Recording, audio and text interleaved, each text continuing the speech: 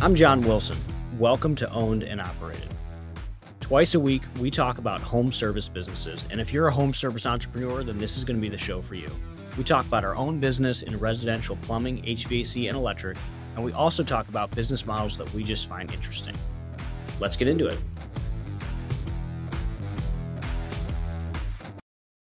If you're a home service entrepreneur that's just starting out or is early on in the journey and you haven't broken the $5 million revenue mark, we've got an event for you.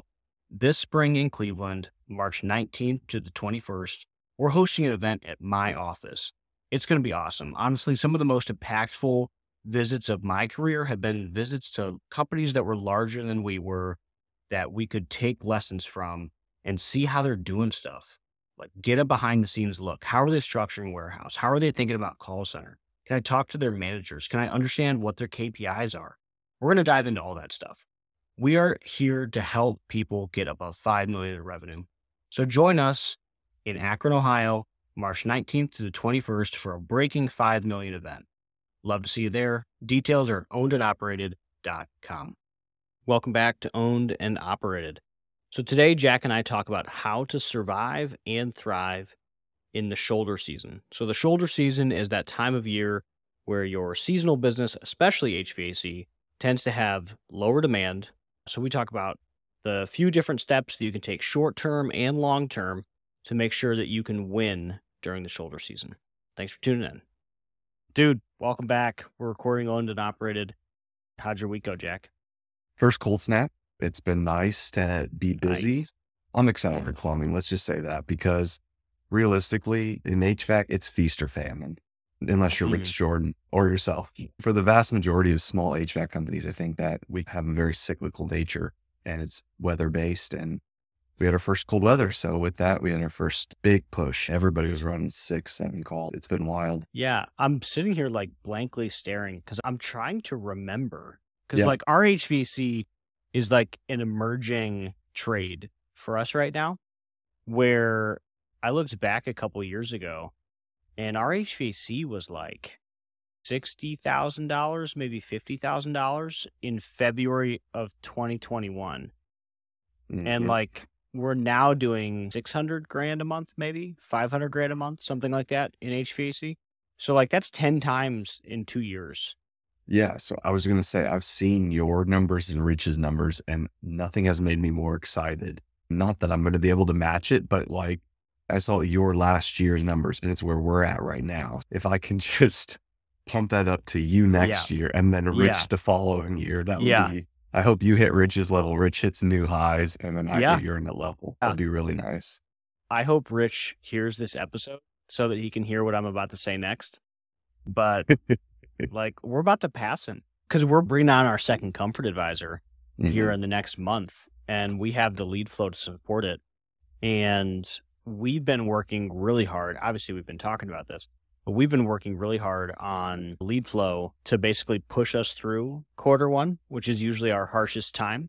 But yeah, I think HVAC, I think it's a weird one. Like, you guys shared your calendar and how, like, I don't remember seeing yours. Yeah, no, mine's not as Nathan bad as Nathan's. Yeah, we can't say, but he drops 2/3. I did the math. We drop about not exactly 50%. It's about 40% in the shoulder season.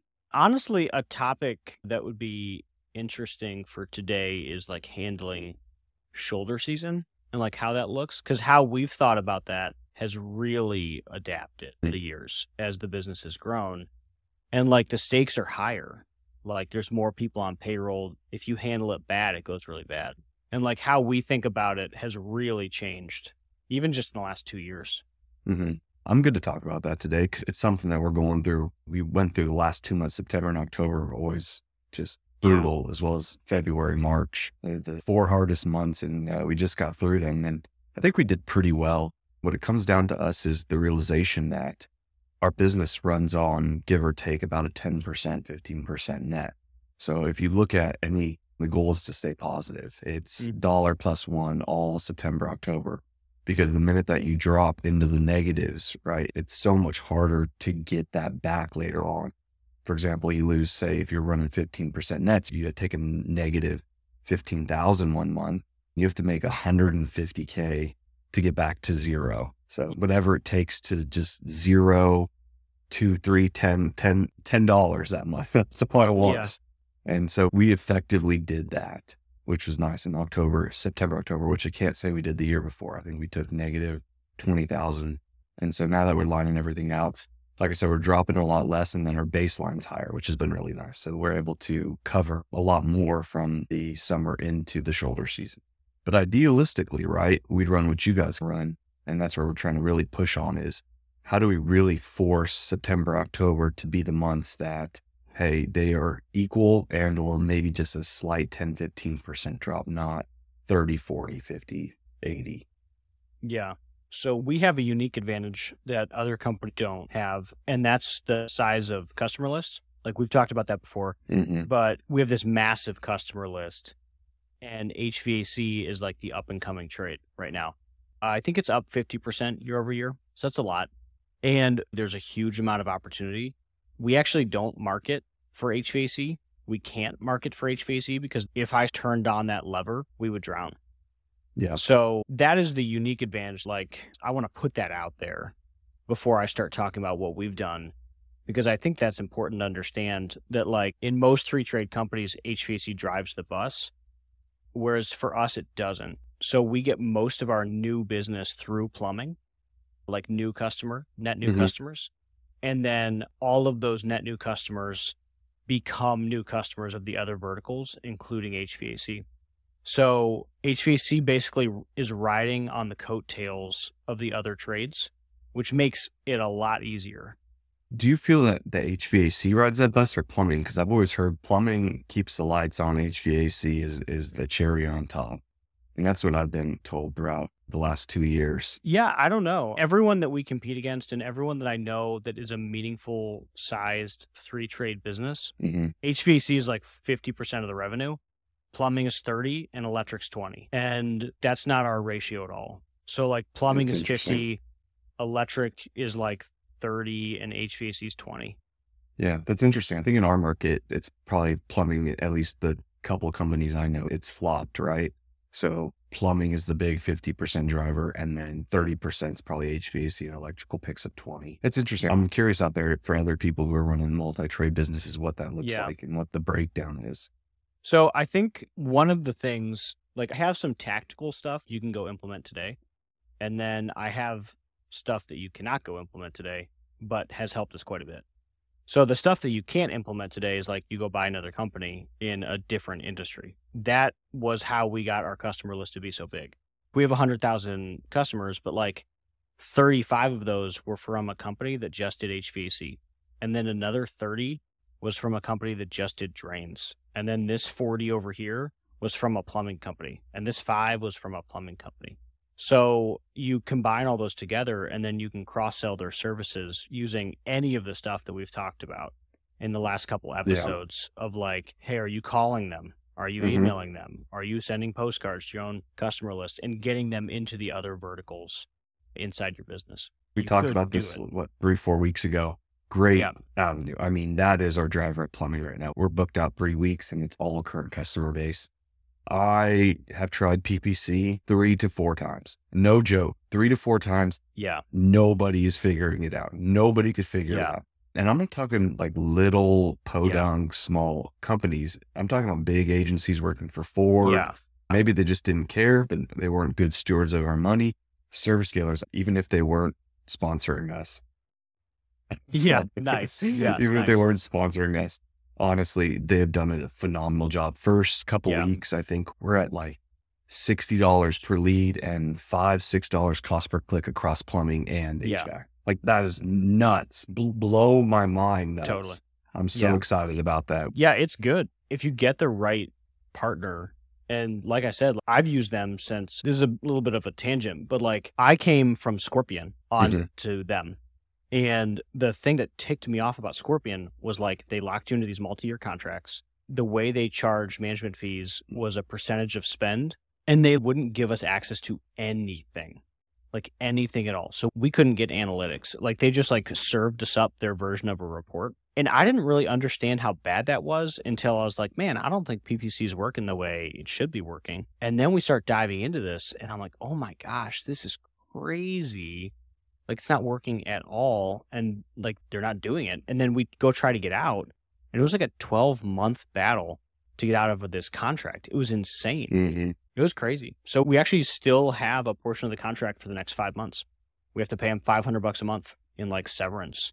It's wild. And then you get a taste for like what a company can do. Like, hey, they linked up into our Service Titan to give us like real actionable data in a way that we've never had. And like, that was freaking awesome. God, And honestly, I didn't even ask them to do it. They just did it. It was some guy named Leo on their team. Leo's sick, dude. He's freaking awesome. They've been killer where like if the account, I don't know how they determine this, honestly. You'd have to ask them. But if the account is large enough, they integrate into your Slack channels, which like, that's insane. I've never had that much communication with a marketing vendor in my entire life. So them being able to be directly inside my marketing channels or like my Slack channels for marketing, talking to my marketing manager, diving into like specific things like every day. He's in DMs, he's in our channels. I don't know. I also have to it's say, been really good. when I was doing my onboarding meeting with them, I have 2 twin little 1-year-old girls. Yeah. And they're running around in front of me because my wife was out getting her nails done or something that day. I had to be home. And they're rubbing bean burrito on my leg. Yes. They're just being the worst they could be potentially at that point in time when I was trying to onboard. And the whole team was great with it. They sat through and were really cool about it. So yeah, I think it's the same thing. So like, obviously I'm going to preach service scalers. Like, I believe in it. I've been using them. But I think when you find something that works, same as like our tech stack episode, it's like, yeah, we're going to talk about a lot of different stuff, but like, really, we're going to talk about Service Titan because that's the that thing that works. But when you find something that works, it's magic. So yeah, I'm excited that PPC is like a part of our life again. PPC is a way to drive leads actionably, like immediately. Calling your customers is a huge one. And I think that like, that's something that we're getting better at right now. And that's actually how I think we're going to skip the slowdown in Q1. And not even that, but that's how we solved our most recent shoulder season. Like, you've seen my revenue graphs. Like, we don't really take 30% revenue drops. That's not how that works. So we are not used to that. Normally, we just keep popping along. Up and to the right. Typically, yeah. Like, it's seasonal. It's like trended seasonal, but we don't take like shocks. We don't take shocks to the system very well. So our business isn't built for it. So when we took a 30% revenue punch to the face, it was like, the place is on fire. So yeah, I was really afraid of that. And I had this, it wasn't even a realization. Rich Jordan and I were talking and he was just like, are you calling your customers and are you doing this? And I'm like, not really. Like, not in like a strategic way. I was going to say, let's break that down in how you. Yeah, because I really think that this is how you solve your shoulder seasons. Like, this is it. We're in November right now. I just posted the best September of my life. Also, the lowest revenue drop for September. Like, that revenue drop was like a few percent. Yeah. It was not a big deal. As someone coming into it, I feel like the first step that we need to touch base on is capturing information, right? So you can't really outbound until you have a large enough list that can support that. And so we keep talking about PPC, we talk about Facebook, we talk about all these marketplaces and everything and how you grab leads. The key, in my opinion, to the first step as a smaller business that doesn't have that already built in is really the focus is to mine all those lists into a singular location that you've been working on all year round, right? You've been working on since April, May, June, July, August, and then September. You should have 6 months worth of your customers who are on contract or on agreement. Then you have, which should be warmer, right? Then I want to say customers who have done work with you but aren't on agreement.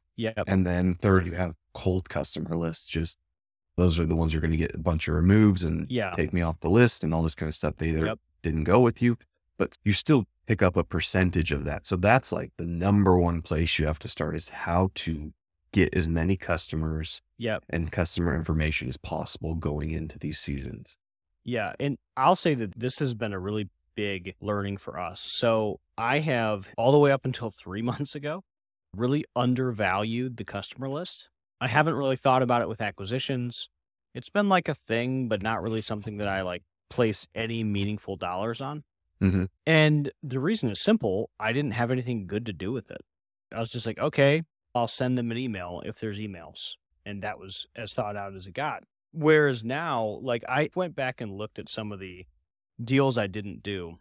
and one of them had a 65,000 customer list. And now I'm like kicking myself like Right. crazy. Inside our business, we're building a customer contact machine. And like 65,000 customers, that is a lot. Like that would be worth the purchase price of the business alone inside our customer contact machine. Yeah. It almost becomes, I think of this model, is a sub-model almost to like the newsletter list, right? Like people who send out newsletters, they grab emails and then they put an ask in their newsletter to try and convert. Honestly, when we started talking about this a few minutes ago, I was like, why don't we do exactly that? Because I think if we get data capture from larger pools, so this is something we're putting a lot of thought into, is like, okay, we've got this list over here, and this is this list that we've done work for. It's a warm list. It's 100,000 people. What if we could build a list out of like thin air anything? Same as like owned and operated. How do we take listeners, or how do we take viewers, or how do we take something, turn that into a list so that way we can do something with that list? That's something that we've started to work on. I don't think very diligently, but I wonder if you could even, like, what if you spent $100,000 a year, you built like a bespoke publication that somehow people would, like a home and garden type newsletter, or like what Andrew from Tiny, Andrew Wilkinson does, where he built a hometown newspaper that only cost him like $250,000 a year to run. And that's marketing budget. That's what we're talking about here. That's 20 grand a month of marketing budget. So you build out this newsletter, you get a massive list of people. Like in my market, we have 4.5 million people. So like that might be 1 million people that you could build out this thing for and just go crazy with it. I'm saying this so that I don't forget and that I can have my marketing manager listen to it. Right. Yeah, no, it's an interesting idea. It's a different take too. I don't think that anybody has really capitalized yet on this kind of marketing idea of really, we have a lot of people going after PPC. There's a lot of people going after LSA, a lot of people going after Google Ads, but who's people aren't creating a contact machine. Yeah. Exactly. You create value somewhere else, and then you turn that into a contact machine. And you also, in the process, I'm walking through this in my head too, but also in the process, you're gating kind of ethos throughout the whole thing. Yeah. Right? We are the home and garden, the newspaper, the whatever for this area. Yeah. Like we are the best. We know this area. Where are you guys? Yeah. And I mean, that's the best marketing as you can get. Yeah. I think I want to do it. Jesse, we're going to do this. But I think there's a company next to me that is doing something similar. And then I promise we're going to get back to like how to touch this into like reducing shoulder season. I think mainly the point here for reducing shoulder season is become a contact machine. And that was the big thing that like Rich really led me to the water on, was like, are you calling your customers? Are you being strategic with when you schedule tune-ups? Can you pull them up? And we did the best job this year that we've ever done. And revenue showed it. We're up 50% in HVAC.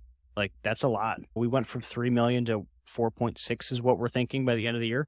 It's a big jump for us, especially in a market where everyone's HVAC is not doing great. But the way we did that was we were really strategic with our tune-ups in quarter1. We were strategic with beginning our AC tune-ups in April. Instead of typically we used to wait till like May, June, because April, there's still snow on the ground here. So like most people aren't thinking AC. So we had to like really train our customers that this was an acceptable thing to do. And our philosophy has become, we will fill the schedule with retail calls in October, late October, November, and December.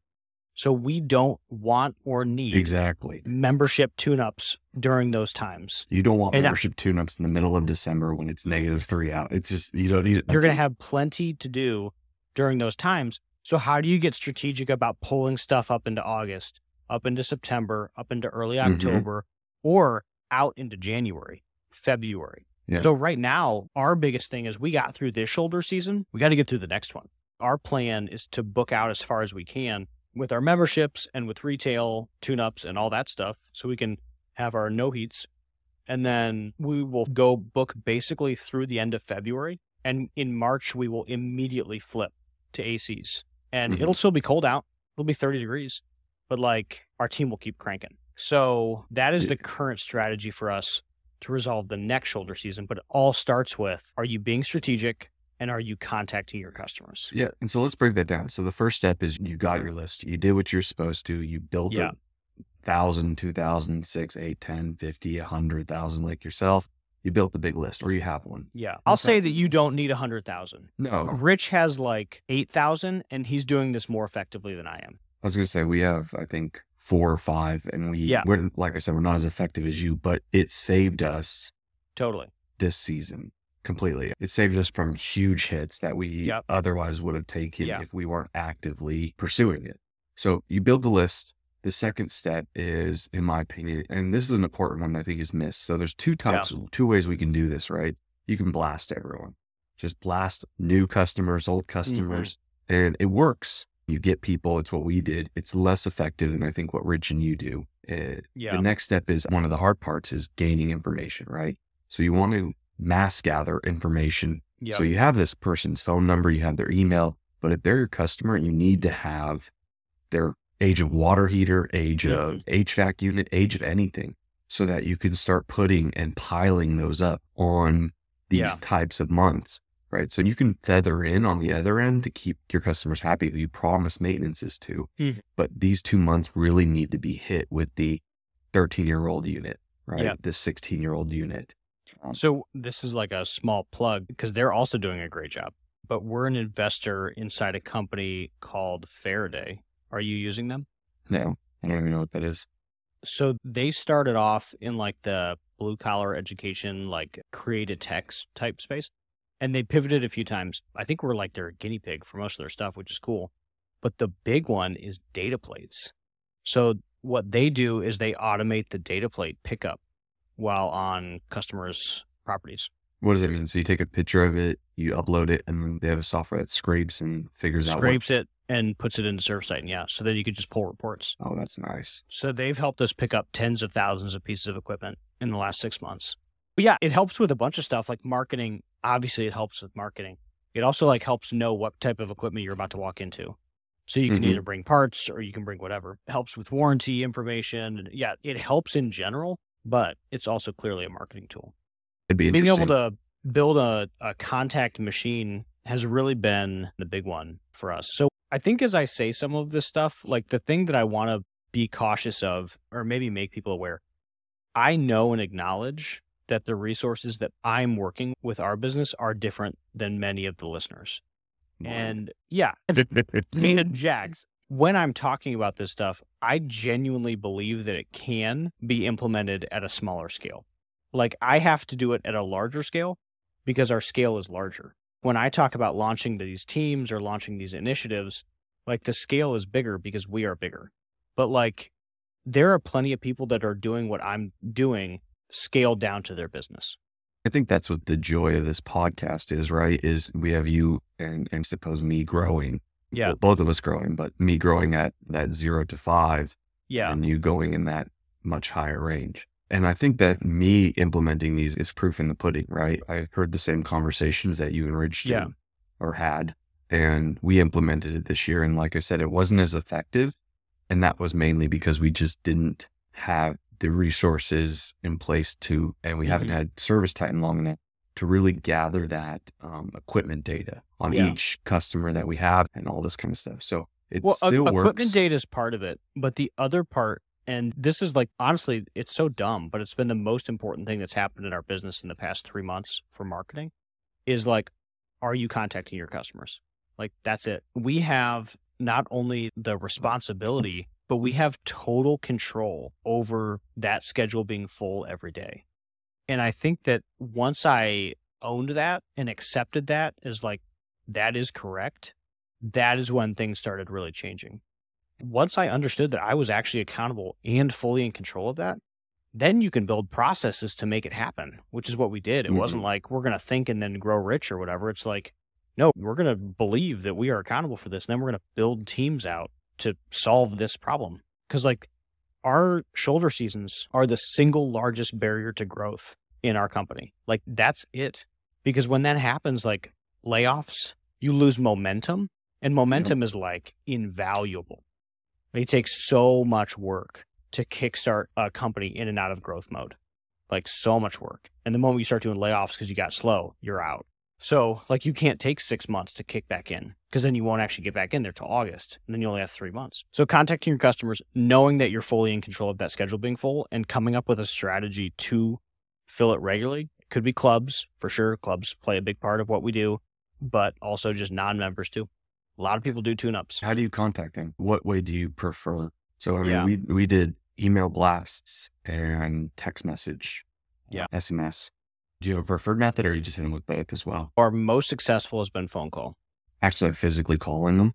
Yeah. Oh my gosh. See, I don't know why I didn't think of that. We've just been texting. I know. And that's the thing. Like, people just don't do it. And that's probably part of why it works. This is like a funny thing, but a lot of the stuff that we're doing in and investing in heavily right now, like no one in our market's doing it. And that's part of like why we're doing it as aggressively as we are, is because like if no one's doing it, that probably means it's the right move. And when they do get around to it, I want to be so far ahead of them with such deep talent that like they just can't catch up. Yeah. Speaking of that, if anyone out there is a retired pest control door knocker and wants to come to Nashville and start up Yeah. with door knocking, I'm convinced, man. Door knocking in the Oh, yeah. HVAC, if it does any kind of same numbers as pest control, be absolutely huge. No, we're going to do it. So we're actually, this is like on our roadmap for 60 days. I offered first. Yeah, you did. So, well, we actually hired somebody. Our guy starts next week. He'll probably start the team and knock on the doors a little bit, but like he was an award-winning door knocker for like a cable company. One of his like first orders of business is launching a door knocking team. It's one of those things where if you can handle the pressure, I think it is so valuable. It's in the whole pest control industry. I think the only downside, but like the big thing to think about here is cost per lead. Mhm. And I don't think it gets thought about enough because my cost per lead going to my own customer list is dramatically lower. So now when we're thinking about any of our marketing mediums, we put it in we technically put it in 4 buckets. But like the 2 first buckets are, is this a new customer or is this a customer reactivation? And we might be sending the same thing. Like, do I need to send 4,000 postcards and start up an aggressive postcard mail campaign? Or do I really just need to send that same exact campaign to my own customer list? Because I think everyone's so obsessed with like, hey, we need new customers. And I'm like, yeah, you do. You for sure do. But like, how effectively are you currently mining your own list? And we're finding that we were never doing it very effectively at all. When we're thinking about even PPC, like how do we track our own existing customer list with all their data through Google? How do we track them through Meta? How do we follow those people around? Because our conversion cost is going to be much lower than it's going to be for like your branding's already worked. TikTok. Yeah, it's already worked. We already have them in the system. So now like that cost per lead might be like $5 instead of $50 to activate a brand new customer that we have to convince them that we're the right party for them. Yeah. That's how we're looking like holistically at those 2 buckets. Is this new? Is this existing? When we're thinking about who we're speaking to.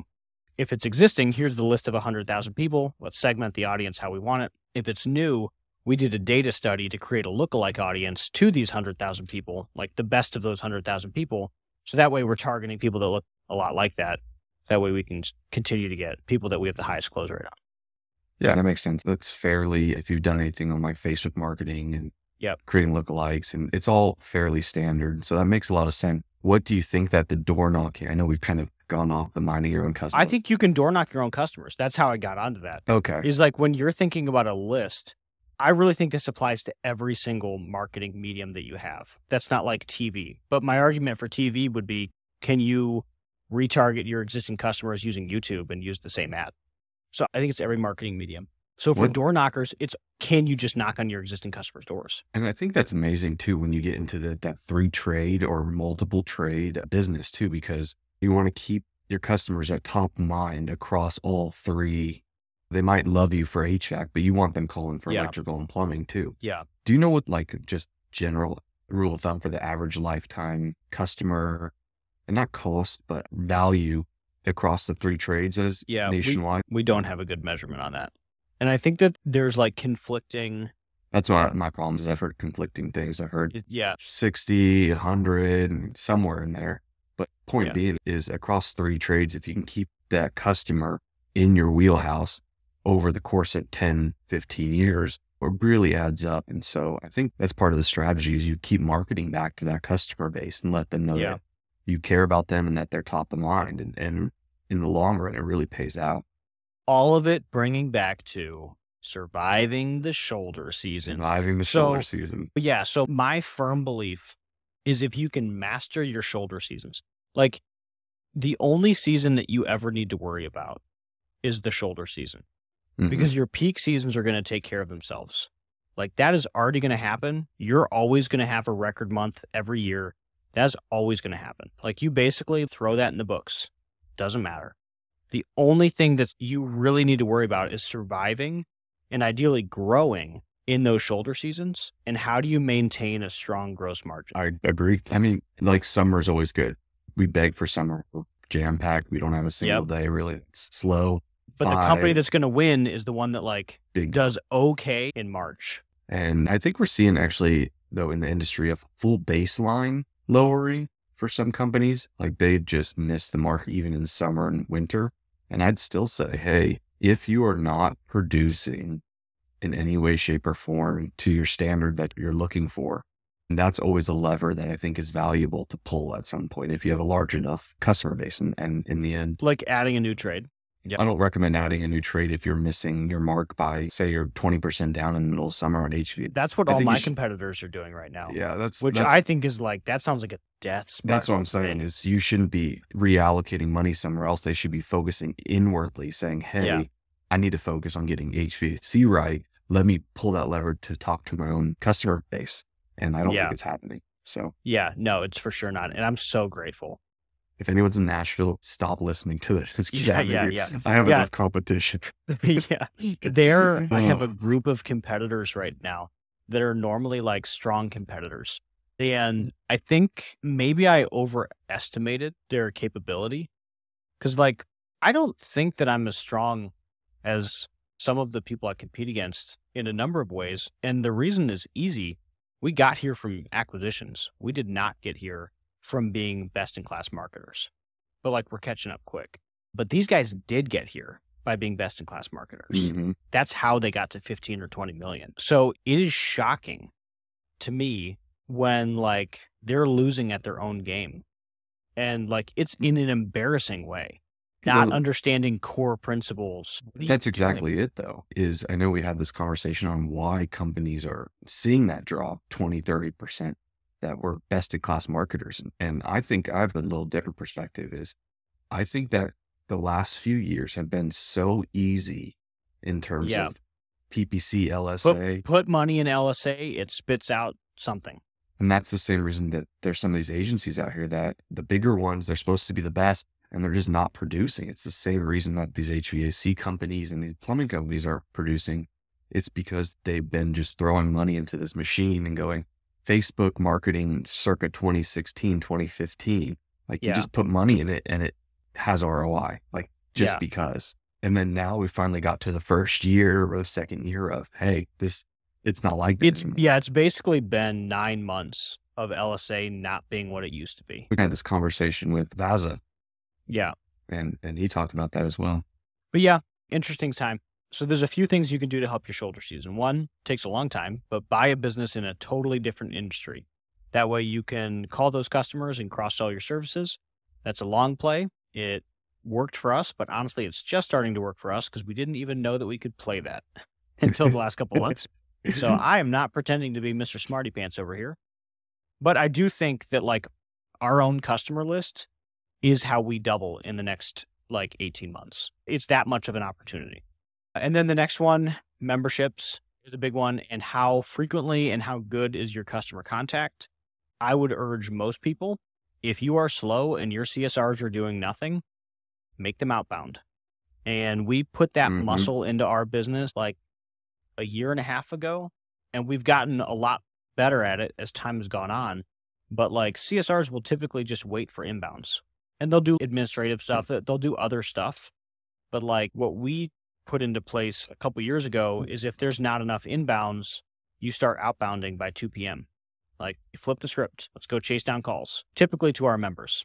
And that's helped a lot too. Just acknowledging that you do have control over that and that your team should be doing that. But that's something that most people don't have their CSRs do for whatever reason. I love it. That's it. That's a wrap.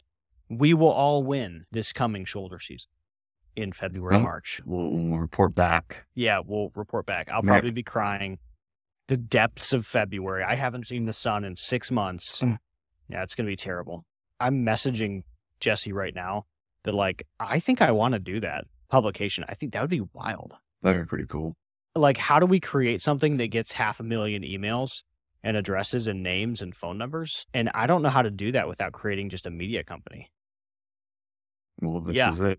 Sorry for my bowed. This is his media company. A second media company, a local one. This is fascinating.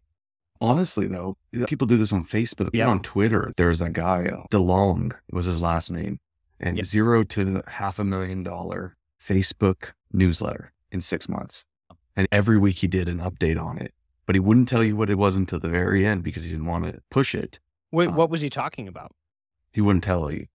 So he just showed you. What's the subject of the news? Like, that's what I'm saying. He wouldn't give you the subject. So it'd be some totally random thing. He picked random thing like chickens, and he was able to drive a $500,000 newsletter by the end of it after 6 months on just Facebook only, just catching emails, adding people to the group, getting their information, putting them in a newsletter, and then started to talk to them that way. It's just going to take literally one full-time person. Like, that's all it takes to do this.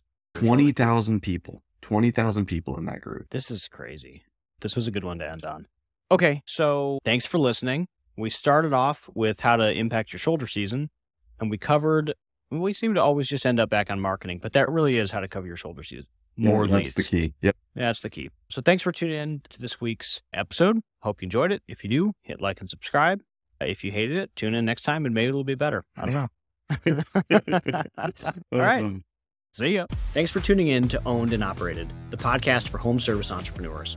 If you enjoyed today's episode, please hit the like button and subscribe to the podcast. If you have any questions or topics you'd like us to cover, feel free to reach out. You can find me on Twitter at @WilsonCompanies. I'll see you next time.